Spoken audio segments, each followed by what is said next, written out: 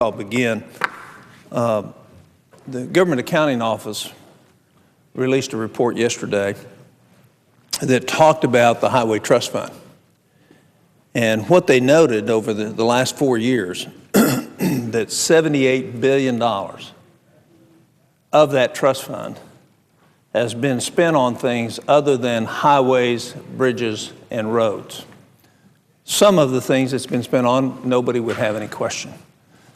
But here we find ourselves the second time in a year trying to bail out the trust fund, and we're going to get to decide whether we're going to steal it from our kids or steal it from the stimulus bill, which will actually make it much more stimulative than the money that's there. But we find ourselves in trouble. And if you ask yourself the question, when this trust fund was first set up, it was set up during the Eisenhower administration, and it was designed to build the interstate highway system and to help us with roads and bridges and secondary roads and bridges throughout the country. And what it has morphed into is that a large percentage of it now doesn't go for any of that. And so we find ourselves in the midst of a recession with last year having high gas prices, which depressed the fund, money going into the fund, and with a recession now with decreasing the revenues going into the fund. And we have all these projects that we know are priority for us that need to be fixed. Now, the other thing we learned from this report is that 13,000 people in this country a year die because of bad roads, bad bridges, and bad highways. So it would seem to me that the Highway Trust Fund monies ought to be spent to eliminate those 13,000 deaths, and that the priority ought to be about roads, bridges, and highways. And I will put into the record many other items where the money is spent. 10% is mandated for highway beautification. Well, I think that's great if we don't have a trust fund that's broke, and we don't have 200,000 bridges in the country that are structurally have some defect, 93,000 which are seriously structurally defective.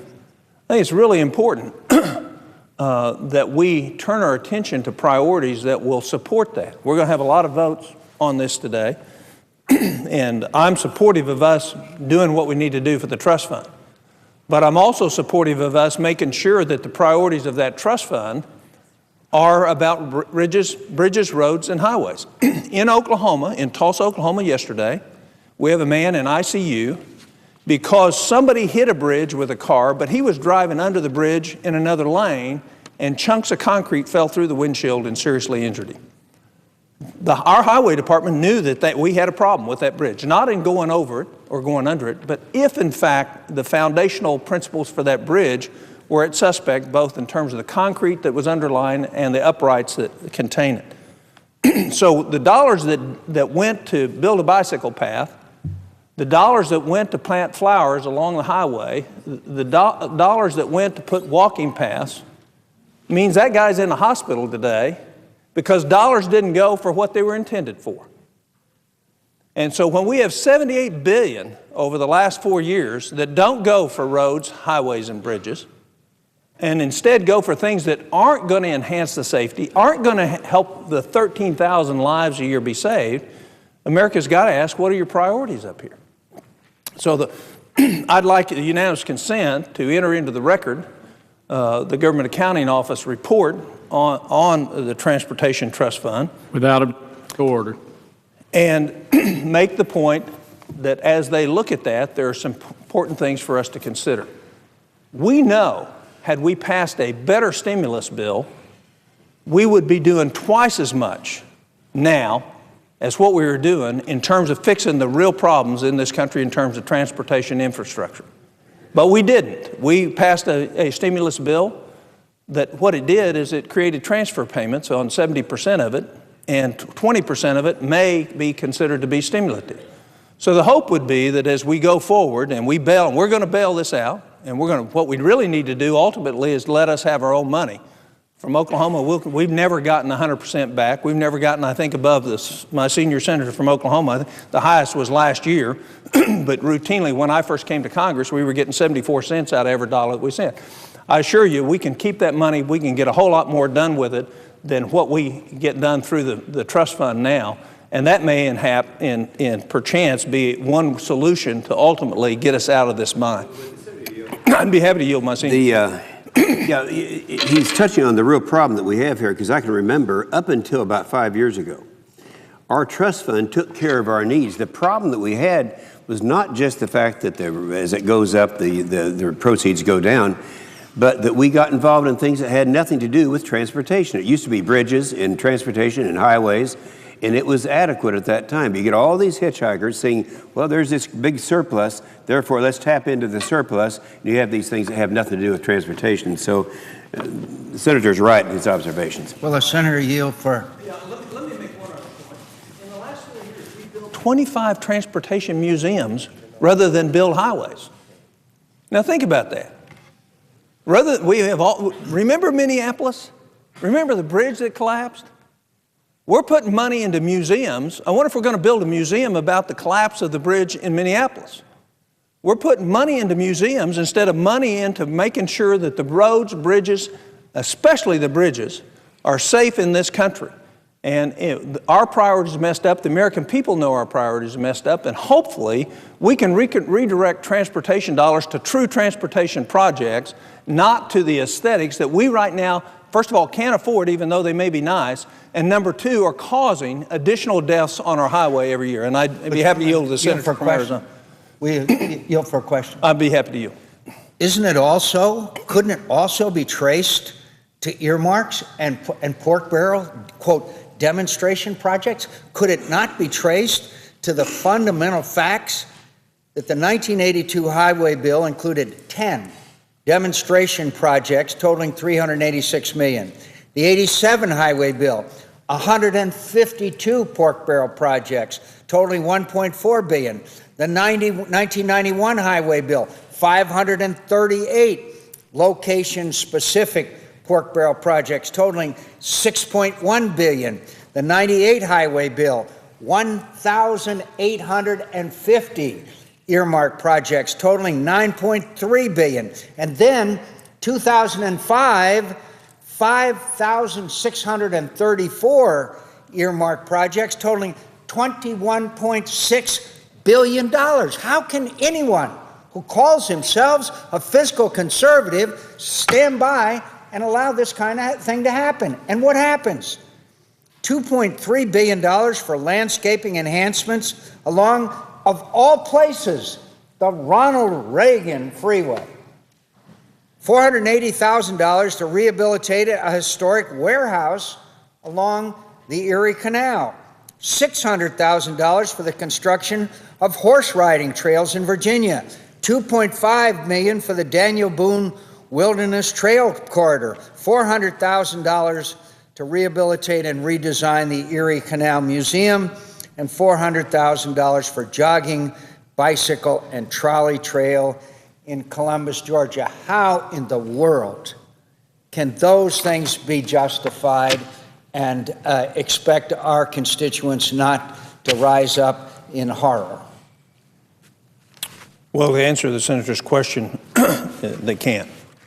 And there's no question there are certain priorities. What has happened is as we try to address priorities for individual states, because the states don't get their money back, there may be a great project in there, and along comes a lousy one. So I would just make the point is we've got our eye off the ball. And the eye needs to go back. And all you have to do is go to the Tulsa World to see the story that happened yesterday in Senator Inhofe's own home state. And had we been applying money to transportation instead of non-transportation through this trust fund, that gentleman probably wouldn't be in the hospital today. A 600 or 700 pound piece of concrete fell through the windshield, trapping him in his car. So we have real problems. We don't have just a problem of not enough money in the trust fund. Our problem is the money that goes out doesn't go for the real things that the trust fund was designed to do in the first place. So I would just restate, and then I'll yield back. We've got to do one of two things. Until this country gets out of the financial jam it's in, The first thing we got to do is make sure money's spent on a real transportation project to save some of those 13,000 lives that the Transportation Department says are occurring directly because we're not fixing roads, bridges, and highways. That's number one. Or number two, let's eliminate the thing and let all the states keep their money at home. We'll figure out how to do it better in Oklahoma because we've never gotten a square deal on this deal yet. And with that, I yield back. Could I, Senator from Arizona is recognized. would you yield for a question? I'd be happy to. How much, does the gentleman know how much we are spending on highway and transportations, I use quotation, projects in the stimulus, the $787 billion stimulus bill? I believe it was 4 or 5%. Maybe Senator Inhofe will know that answer. Yes. If you allow me to answer the question, it's 3.5%. An additional 3.5% in military construction, so a total really of about 7.5% of any kind of stimulus, in my opinion. And how much of that does the distinguished ranking member know how much of that has been spent? How much yes, that is in dollars and how much? Everything except 67% has not been, what's the word there? Has not been obligated. So 33% is obligated. I thank you. Let me add also, if you go to governmentspending.gov and you go to recovery.gov, you will find, as of last week, I don't know what it is this week, that only $78 billion of the whole stimulus package has actually been spent. Now, some more of it's been obligated, but actually been spent. And so I think there's another $150 billion that's been obligated out of that. That's one of the reasons that we're not seeing the effect of the stimulus. One is it's not going to really stimulate things, and number two is it's not getting out there to where we need to get it out. Well, I'm not sure who has the floor, but if it's you yield to this, that's another reason that the Vitter Amendment and the Incident Amendment are good, because you're talking about money that is out there that it's not recoverable. So let's try to direct it someplace where we can get something from. I had an amendment during the consideration of the stimulus bill, and to try to triple the amount of money that would go into actual construction, and they wouldn't take it up. Thank you. Mr. President. Senator from Arizona. Mr. President, as Senator Coburn has just mentioned, we released a report today examining how the Highway Trust Fund receipts have been used for projects other than road and bridge construction and maintenance over the past 5 years.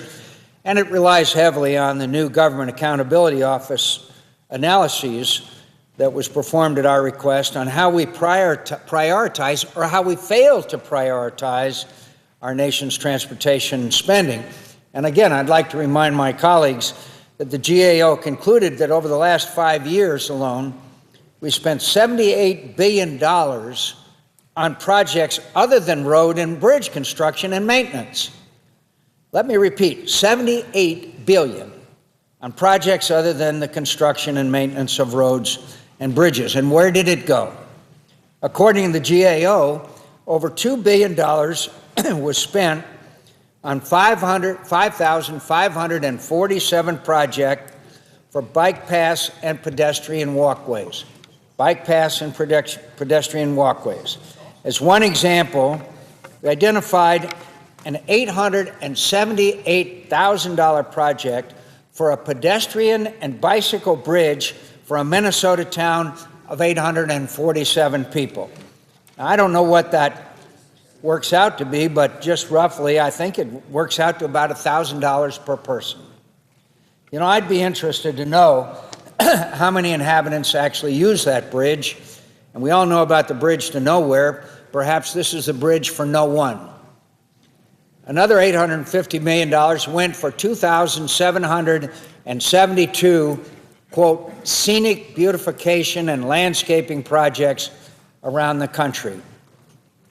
$84 million was spent on roadkill prevention, wildlife habitat connectivity, and highway runoff pollution mitigation projects. Another $84 million went to 398 pedestrian and bicyclist safety projects. Now, I don't mean to diminish safety, but do we really need to spend federal dollars for brochures like the one we cited in our report that encourage bicyclists to, quote, make eye contact, smile, or wave to communicate with motorists. Courtesy and predictability are a key to safe cycling. Another $28 million went to the transportation museums, and $215 million went to scenic or historic highway programs, and the list goes on. You know, I know that Americans find these numbers disturbing as I do. They should, because they demonstrate that Congress is not focused on our nation's transportation priorities. We should not forget that 2 years ago, the 35 West Bridge over the Mississippi River collapsed during rush hour, killing 13 and injuring 123 more of our fellow citizens. That tragedy exposed a nationwide problem of deficient bridges. According to the Department of Transportation, in 2008, of the nation's 601,396 bridges, 151,394, or 25%, of our bridges are deficient. Over 71,000 of them had significant deterioration and reduced load carrying capability, and almost 80,000 didn't meet current design standards. So we've been spending billions of dollars on bike paths, museums, landscaping, and roadkill reduction programs. Part and parcel of the problem, obviously, is the addiction to earmarks. As I mentioned before, the way that the earmarks have grown. One of the standard arguments made by the earmarkers and pork barrelers in Congress is, it's always been like this. It's always been like this. We've always had congressional discretion because we know better than the bureaucrats do where the taxpayers' money should go. Frankly, I agree with sometimes that's the case if it competes with other programs, if it is scrutinized and authorized by the appropriate committees. But what we do is that we earmark these pork barrel projects, and many times, let's have a little straight talk, Mr. President, they are in return for campaign contributions, and we see corruption.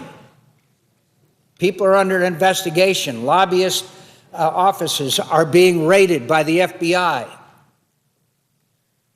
And again, I'm not going to repeat what I said to the senator from Oklahoma, but the 1982 highway bill had 10, count them, 10 demonstration projects, and it was $386 million. In 87, $1.4 billion, 91, $6.1 billion, 98, we get up to 1,850, totaling $9.3 billion, and 2005, 5,634 earmarked projects, totaling $21.6 billion of American taxpayers' dollars. And that's where you find the bike paths and the beautification projects and the trails and all of those that are earmarked by specific members of Congress. And meanwhile, we have 25% of our bridges that are deficient, and 71,000 of them have significant deterioration and reduced load carrying capability, and 80,000 that don't meet current design standards. What are we going to say to the taxpayers of America if, God forbid, and I pray not, that there's another bridge collapse? What do we say to them? That we took their tax dollars and built a museum instead of fixing their bridges and highways to ensure their safety? Well, maybe, just maybe, if we hadn't spent $21.6 billion on earmark project, maybe that some of that money, just maybe, some of that money might have gone to fix the design problems on the bridge over the Mississippi. Maybe not. Maybe we didn't know. I'm not making a judgment here. But it seems to me that sooner or later, If you earmark as much as $21.6 billion of the taxpayers' money to museums and bike paths and brochures, that sooner or later, the priority projects suffer. Now, again, projects originally authorized under Safety Lou, the 2005 highway bill included $2.32 billion for landscaping enhancements along the Ronald Reagan Freeway. You know, I've often wondered how often Ronald Reagan turns over in his grave. I bet he was spinning on that one. $480,000 to rehabilitate a historic warehouse along the Erie Canal. $600,000 for the construction of horse riding trails in Virginia. You'll notice that all of these projects are earmarked to a specific locality. That's what they, among other things, they have in common. $2.5 million for the Daniel Boone Wilderness Trail Corridor. $400,000 to rehabilitate and redesign the Erie Canal Museum. $400,000 for jogging, bicycle, and trolley trail in Columbus, Georgia, and the list goes on and on. And no one thinks our nation should be without flowers and ferries and bike paths and boat museums. But today we've got to make some choices about priorities and how we spend limited resources. This has to be considered in the backdrop of this year a $1.8 trillion deficit, the largest in the history of this country since World War II. And there's no end in sight. It's almost overwhelming, a $1.8 trillion deficit this year. But what's worse, it's no way out. No one knows of a plan to bring us to a balanced budget without fundamental reform of Medicare and Social Security. And here before us on health care reform, we see another $1 trillion piled on that. When are we going to decide that we cannot afford taxpayers' dollars to rehabilitate and redesign museums, for trails, for beautification and landscaping enhancements, when we have other priorities on transportation that has to do with the safety of our citizens? I want to thank the senator from Oklahoma for continued advocacy for the taxpayers of America. I want to thank him for all of the efforts he makes, and I regret that neither he nor I will be elected Miss Congeniality in the United States Senate again this year.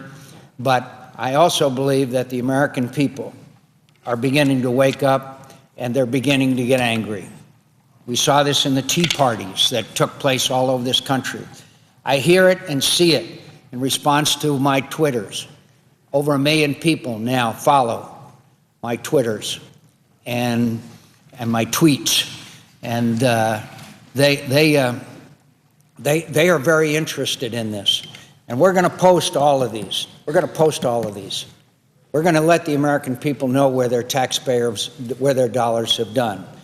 So I urge my colleagues, let's for once catch up with the American people and start becoming fiscally conservative. And one of the best ways we can be careful stewards of their tax dollars is to make sure that we place as our highest priority their safety as they travel the highways and cross the bridges of the United States of America. Mr. President, I yield the floor.